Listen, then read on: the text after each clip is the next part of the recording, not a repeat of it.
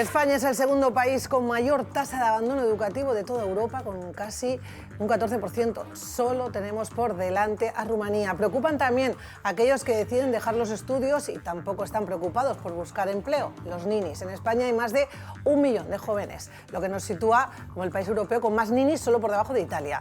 Para solucionar este problema, el Consejo Escolar del Estado, que asesora al Ministerio de Educación, cree que la mejor solución sería ampliar en 2 años la educación obligatoria, es decir, pasar de los 16 años actuales hasta los 18. Francisco Benzala, profesor de matemáticas, presidente del Sindicato de Profesores AMPE y miembro del Consejo Escolar del Estado. Muy buenos días. Muy buenos días. ¿Esta es la solución, a pasar de los 16 a los 18 años? ¿Y por qué? Bueno, no es evidentemente la solución, pero sí es cierto que el Consejo Escolar del Estado, al igual que ya hizo en el año 2015 y se ha venido reiterando los diferentes informes que se han ido emitiendo año tras año, bueno, pues como una de las propuestas de mejora encaminadas a fortalecer nuestro sistema educativo, nuestra educación, pues propone que se abra al debate esta medida.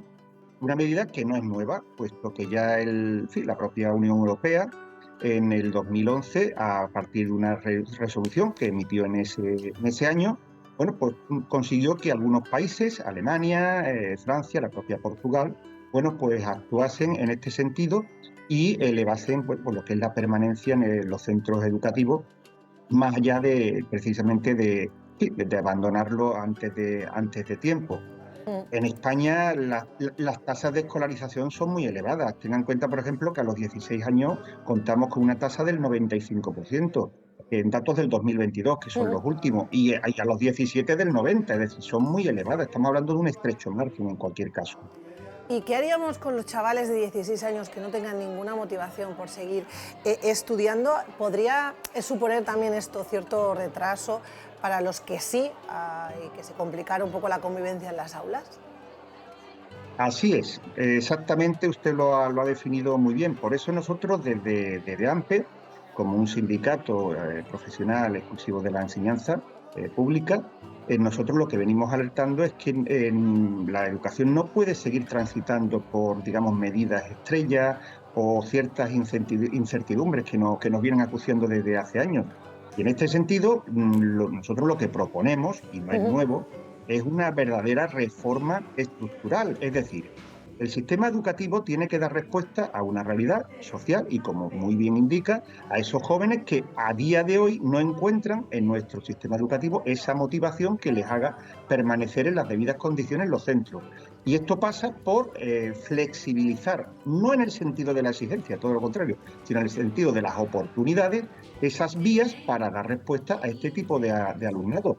Tengan en cuenta, por ejemplo, que ya, cuando le decía que esto no es nada nuevo, piense, por ejemplo, que en la época de siendo ministro Ángel Gabilondo, sí, ya se intentó, y el propio ministro, pues como una de las excusas, decía, pero ¿cómo vamos a extender la escolarización si luego tenemos un sistema educativo que es muy poco flexible en cuanto a las vías de oferta formativa para este alumnado, ¿no? Ahora tenemos una formación profesional que podría ser una buena oportunidad, pero claro, cuando todos nuestros representantes políticos de todo signo y de todo nivel en cuanto al nivel de la administración se ponen las medallas, pues la realidad ¿cuál es? Pues la realidad es que nuestros jóvenes siguen encontrando muchas veces dificultades para poder acceder a la especialidad que quieren cursar. Si yo le solicito automoción y usted me da electricidad o hostelería, pues lógicamente no estamos en el buen camino. Habría que seducir a esos chavales. Esta ampliación de la que estamos hablando provocaría una mayor inversión, más recursos, más profesores. Claro, cualquier medida en un ámbito como es el ámbito educativo, donde lógicamente estamos hablando de un gran número de, tanto por supuesto de alumnos como de profesorado, requiere un estudio con serenidad para ver cuál es el alcance. Es más, cuando nosotros hablamos de flexibilizar esas vías, Eso conlleva una organización que requiere, lógicamente, una coordinación máxima. Piense, por ejemplo, que países como Portugal, que se ponen de referencia en cuanto a haber mejorado las tasas, lógicamente, de abandono educativo temprano, o la propia Alemania, ¿no?, donde muchos de sus estados, los Länder, incluso la han extendido a los 19, cuando se toman este tipo de medidas de extender la edad de escolarización, van acompañadas de medidas coyunturales en el plano organizativo, en el sentido, por ejemplo, de fomentar, pues lógicamente, los centros en horario vespertino, cómo no la educación a distancia, las posibilidades de compatibilizar formación y trabajo e incluso integración y trabajo y, por supuesto, cómo no, una reforma profunda en aspectos curriculares, disminución de ratios. O sea, ¿de qué estamos hablando de potenciar nuestra educación si luego no vamos a lo más esencial? Evidentemente conlleva una inversión y un estudio previo que, lógicamente, se tiene que hacer con todas las garantías. Que no saben bien, a lo mejor, a qué dedicarse en un futuro. Señalaba usted, hablaba de esa formación profesional. ¿Está ayudando la FP a que jóvenes que no sabían si querían seguir estudiando encontraron un oficio? Y antes de que me responda a esa pregunta, queremos hablar directamente con uno de esos orientadores que en los institutos ayudan a encontrar ese camino a los chavales, porque queremos poner el foco en esos estudios que dan salida, Ana Lara, a miles de jóvenes en nuestra región. Sí, la formación profesional, como bien decías, es una opción que cada vez es más atractiva para muchos jóvenes, y vamos a tratarla hablando en primer lugar con el orientador del Instituto de Educación Secundaria Vegas Bajas de Montijo, David Reyes. Buenos días. Hola, buenos días. Bueno, David, ¿cómo se consigue detectar las necesidades de cada alumno entre tantos alumnos? Bueno, eso se consigue con un trabajo muy colaborativo. Hay mucho personal del centro implicado, fundamentalmente los tutores, y nosotros desde el Departamento de Orientación, de forma conjunta con Jefatura de Estudios, lo que intentamos un poco es hacer un seguimiento de todo ese alumnado, ¿no? Tanto del que nos llega nuevo desde los coles de primaria, en el que ya hay un proceso previo de detección de esas necesidades y también de sus potencialidades, porque no solo se trata de identificar necesidades, sino también buscar las potencialidades del alumnado, ¿no? Y luego de un proceso de acompañamiento en la secundaria. Porque además, en una edad tan complicada para muchos alumnos, no suelen ellos pedir ayuda, ¿no? Hay que estar atentos. Cuesta mucho, muchas veces, que ellos pidan ayuda, y normalmente, sobre todo cuando tienen situaciones muchas veces pues, muy ligado a lo emocional, ¿no? Es cuando más se evidencian esas dificultades o esas ayudas en el día a día y en su proceso de aprendizaje. Entonces hay que estar muy atentos en ese sentido, ¿no? Porque no siempre ellos tienen o la voluntad o la capacidad para pedir ayuda, ¿no? Aunque sí hay señales y signos que nosotros los docentes percibimos, ¿no? Muchas veces. ¿Y cómo se motiva a un alumno que tiene un momento de decir no sé qué hacer o no quiero estudiar? ¿Cómo lo hacemos? Yo creo que la clave está un poco ligada a lo que he dicho antes, es decir, hay que buscar mucho también sus intereses, pero también hay que ser cercanos a sus necesidades y a lo que ellos demandan. Muchas veces traen un recorrido, un historial desde casa que no les ayuda muchas veces en esa petición de ayuda. Entonces hay que intentar buscar también, empatizar mucho con su situación, ser cercanos a su realidad y en la medida de lo posible convertir eso pues en acomodo, es decir, en que estén en el instituto lo mejor posible, ¿no? Porque están en un proceso de formación, de crecimiento, y ahí la labor nuestra es acompañarles. Y tenemos casos de éxito, ¿no? Alguno que se te venga a la cabeza que bueno, digamos, pues no quería estudiar esta alumna, después lo consiguió y ahora es plenamente feliz. Sí, hay muchos casos, sobre todo muy ligados a chavales que han ido quizás a la formación profesional. Esos casos de éxito, aunque el concepto del éxito educativo es muy relativo, ¿no? Pero muchas veces va más ligado a alumnado que pasa por la formación profesional, en los que ahí, digamos, resetean su situación escolar previa, que a lo mejor no ha sido muy satisfactoria, y encuentran en esa formación quizás más aspectos cercanos a su realidad, a lo técnico, a lo práctico, que quizás en los casos de bachillerato, ¿no? El alumnado que suele ir a bachillerato, no en todos los casos, pero normalmente es un alumnado que tiene más claro, que quiere hacer una carrera universitaria inicialmente, que no ha tenido tantas dificultades a lo largo de la secundaria, ¿no? Sin embargo, en la formación profesional sí encontramos más casos de chavales que encuentran ahí quizás lo que no han encontrado previamente, ¿no? Cuando afianzan su adolescencia y todo su proceso madurativo es donde más se encuentra eso. Bueno, pues precisamente uno de esos alumnos que está estudiando actualmente bachillerato y que ya parece que tiene claro qué es lo que va a ocurrir después es Lucas Navarro. Lucas, buenos días. Buenos días, ¿qué tal? Bueno, tú estás en segundo de bachillerato y el recorrido hasta este momento, ¿cómo ha sido? Bueno, pues bachillerato, ¿no? Desde el principio. Bueno, bachillerato al principio, cuando uno se mete, pues teme un poco, ¿no? Por lo que siempre se dice, exámenes finales y tal.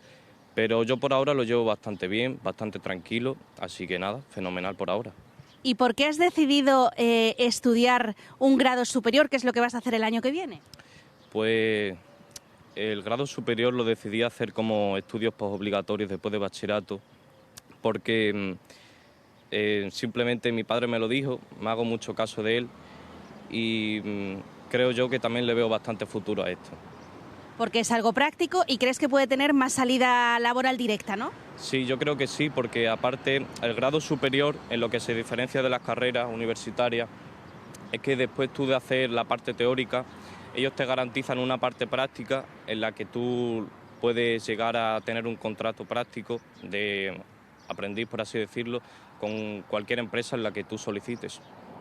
Pues Lucas, que vaya bien, mucha suerte. Igualmente, gracias. Pues nada, ya decíamos, ya sea por vocación, por salidas profesionales, la formación profesional es cada vez una opción más demandada. Aquí tenemos a un caso, Lucas, que va a estudiar un grado superior y estaremos atentos para ver cómo lo lleva. Seguro que estupendamente. Tampoco son buenos los resultados obtenidos por nuestros alumnos en el último informe PISA. El gobierno de Pedro Sánchez ha movido ficha y hoy está previsto que llegue al Consejo Escolar la estrategia del Ejecutivo para mejorar las competencias en matemáticas y en comprensión lectora. Clases de refuerzo fuera del horario lectivo, reducir la ratio de alumnos por aula y formación para el profesorado. Son los pilares del plan educativo anunciado por el Gobierno para mejorar los resultados en matemáticas y comprensión lectora tras el varapalo del informe PISA. Un anuncio que aplaude la comunidad educativa en Extremadura, pero con matices. Los padres y madres consideran que es positivo, necesario y que atiende una de sus viejas reivindicaciones, la reducción de ratio en las aulas. La reducción de la ratio la llevamos reivindicando hace muchos años, con lo cual esperamos que se pueda cumplir. Nos parece una gran inversión. Surgen más dudas, en cambio, entre los docentes. Propone una formación para los docentes que, bueno, no especifica y que nos gustaría conocer, porque obviamente todo esto tiene que pasar por la Mesa Sectorial de Educación. Es prioritario tomar medidas a largo plazo, para lo que hay que necesariamente aumentar la inversión, para tener más plantilla, para tener mayores recursos. Si no, lo que vamos a andar siempre es trampeando con medidas cortoplacistas, como digo, con parches que no solucionarán el problema desde la base. Este plan irá destinado a los alumnos desde tercero de primaria a cuarto de la ESO y se prevé invertir más de 500 millones de euros en esta legislatura. Francisco, ¿qué le parece esta propuesta que, como decimos, llega hoy al Consejo Escolar Estatal? Sí, ahora a las 10 de la mañana precisamente va a intervenir el presidente del Gobierno en el Consejo Escolar del Estado para trasladar aquellas cuestiones que hacen referencia precisamente a este plan que anunció en un mitin electoral en campaña electoral. Nosotros, como cualquier inversión en educación, pues lógicamente la aplaudimos, es decir, cualquier inversión es bienvenida. Dicho esto, haciendo a grosso modo, y repito, a la espera y con la cautela debida, las explicaciones y a lo que nos quieran comentar desde el Ministerio, desde el propio Gobierno, pues consideramos a bote pronto que lógicamente es insuficiente. Tengan en cuenta que, en primer lugar, esto, por las etapas y los niveles a los que va, digamos, encaminado, estamos hablando de casi 5 millones de alumnos, pues no llega, 4.700.000, 4.800.000 a nivel estatal. Hablamos con un término medio, pues unos 200.000 grupos. Con esa cantidad, entendemos además, aunque ya han anunciado, parece ser que la van a ampliar, pues creemos que no es suficiente para atender los tres pilares o los tres grandes bloques que a priori pretende, ¿no? Nosotros lo que sí creemos es que es bienvenido, o sea, es bien recibido, lógicamente, pero no es la medida definitiva que habría que haber tomado, teniendo en cuenta que esto no es nada nuevo. Es decir, los resultados que los diferentes informes, tanto nacionales como internacionales y nacionales, vienen arrojando, pues ya vienen hace tiempo alertando de que tenemos un importante déficit en muchos de los indicadores que esto lógicamente presentan. Francisco Benzala, miembro de ese Consejo Escolar del Estado, le agradezco que nos haya acompañado esta mañana. Muy bien, muchísimas gracias, un placer estar con vosotros. Muy buenos días. Estamos hablando de una cita en la que también se van a acordar las primeras claves del Plan Estatal de Refuerzo en Matemáticas y Comprensión Lectora. Veamos qué se puede hacer en casa para poner remedio a esa carencia con la lectura de nuestros hijos. Fomentar la comunicación, hablemos con nuestros hijos, contarles cuentos, fijar un tiempo al día para que ellos abran sus favoritos y se inventen historias. También fomentar actividades al aire libre y en casa pues juegos de mesa, manualidades, puzzles, sin pantallas. Incentivar su autonomía.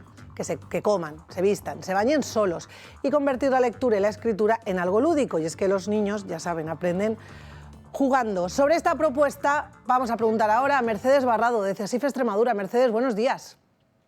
Buenos días.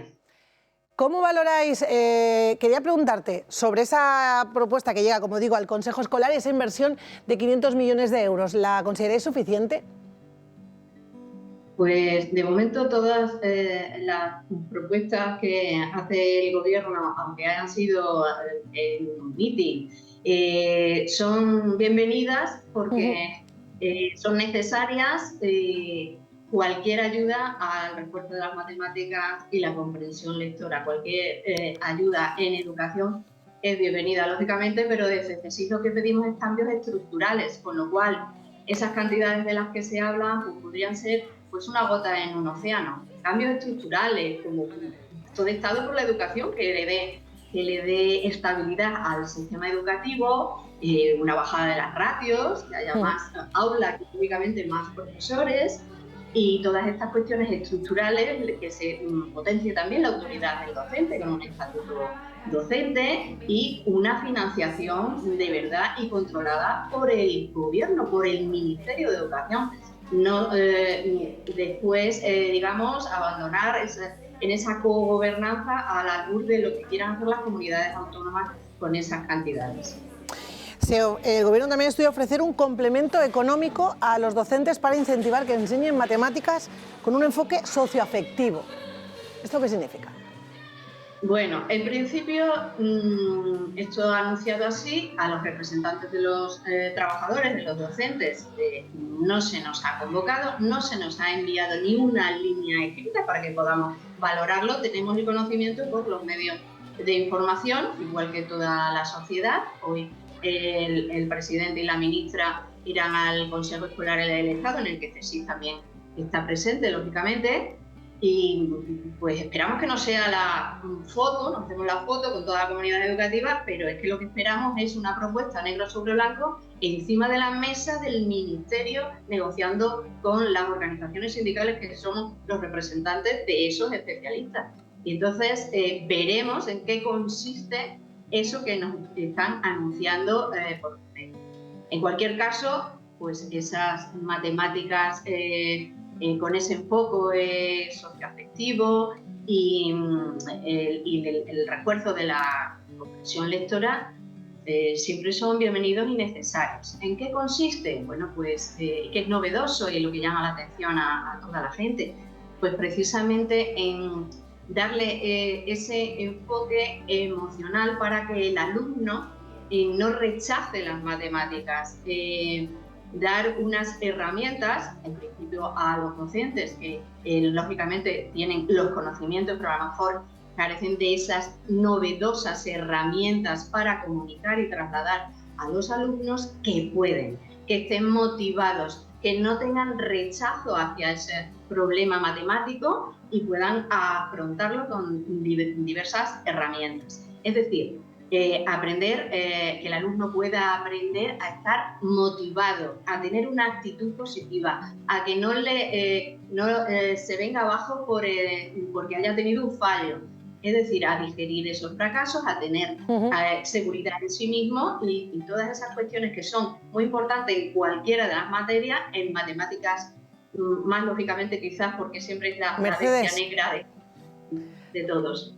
Sí, la matemática nos ha costado a más de uno. Brevemente, te quería preguntar por esa propuesta del líder del Partido Popular de unificar la EBAU, por lo menos en las comunidades donde gobierna el PP.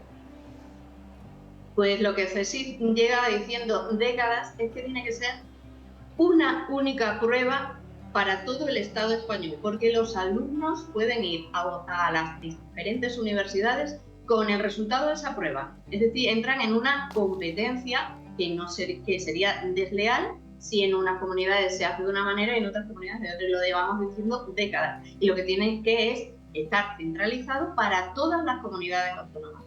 ¿Que hay iniciativas de un partido político? Pues bien, pero que lo que hace falta es el liderazgo de un ministerio que diga esto es lo que hay para todo el Estado español para equilibrar el sistema y dar igualdad de oportunidades a todos. Mercedes, gracias por habernos atendido. Gracias a vosotros. Buen día.